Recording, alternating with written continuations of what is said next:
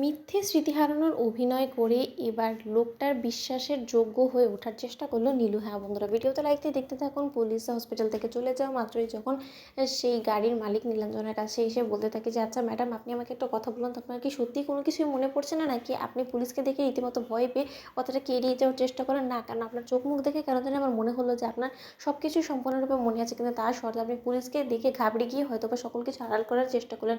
অন্যদিকে নীলু বলতে থাকে যে আচ্ছা, আপনি আমাকে একটা কথা বলুন তো, আপনি কি সেই ব্যক্তি যে কিনা আমাকে হসপিটালাইজ করেছেন এবং আমার অপারেশনের গোটা সময় জুড়ে আপনি অপারেশন থিয়েটারে বাইরে বসেছিলেন ঠিক সেই মুহূর্তেই? সেই লোকটা বলতে থাকে যে হ্যাঁ, কেন আপনি এই প্রশ্ন কেন করছেন বলুন তো, আর আপনি এত কিছু কী করে জানতে পারলেন? ঠিক সেই মুহূর্তে নীলু বলতে থাকে আমাকে ডক্টর বলেছে, আমি সত্যি আপনার কাছে কৃতজ্ঞ, কিন্তু তার শর্তে আপনি আমাকে না বাঁচালেও পারতেন। আপনি সেই সময় আমাকে হিট করেছেন, ঠিক আছে, আপনি সেখান থেকে চলে গেলেও তো পারতেন। এরকম তো অনেকেই ফেলে রেখে চলে যায়, তাই না? অন্যদিকে সেই লোকটা বলতে থাকে যে সকলে অমানুষ হলে আমিও তো অমানুষ হয়ে যাবো, সেরকমটা তো নয়। আর তাছাড়া আমার পরিবারের কাছ থেকে আমি সেই শিক্ষাটুকুও পাইনি। আর আপনি আমাকে একটা কথা বলুন তো, আপনার মরে যাওয়ার এত কিসের ইচ্ছা?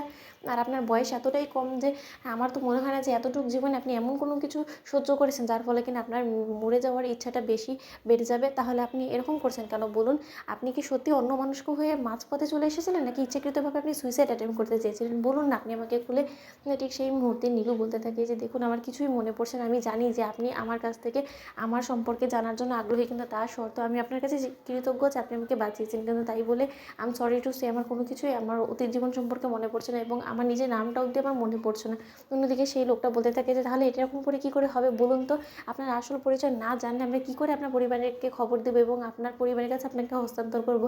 আর এই অবস্থায় তো আপনাকে আমি হসপিটালে ফেলে রেখেও যেতে পারবো না। তাহলে আপনি আমাকে বলুন আমি কী করবো? অন্যদিকে নীলু বলতে থাকে ও আমার কথা আপনি একদম ভাববেন না, আমার কথা ভেবে লাভই বা কী হবে বলুন তো? আমার মতন একটা মেয়ে, ও ঠিক কোথাও না কোথাও একটা জায়গা হয়ে যাবে। আপনি আমার জন্য এতটা করেছেন, সেটাই আমার জন্য অনেক। আপনি এখান থেকে চলে যান, আমার আর সত্যিকার অর্থে বাঁচার বিন্দুমাত্র ইচ্ছে নেই। অন্যদিকে সেই লোকটা বলতে থাকে আপনার একদিকে আপনি বলছেন যে আপনার অতীত জীবন সম্পর্কে আপনার কিছুই মনে নেই, কিন্তু এটা আপনার ঠিকই মনে আছে যে আপনার বাঁচার ইচ্ছা নেই। এটা কী করে হতে পারে বলুন তো?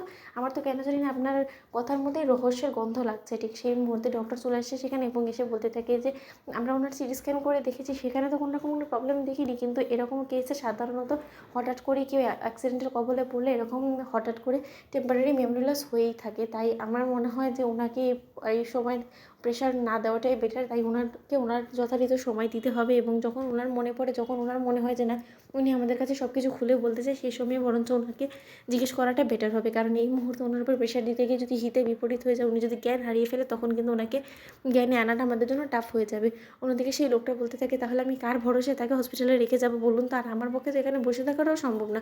অন্যদিকে সেই লোকটাকে ডক্টর বলতে থাকে আমি সাজেস্ট করবো আপনি ওনাকে আপনার সঙ্গে করে নিয়ে যান। তো বন্ধুরা, লাইক এবং শেয়ার করে সাবস্ক্রাইব করতে ভুলো না।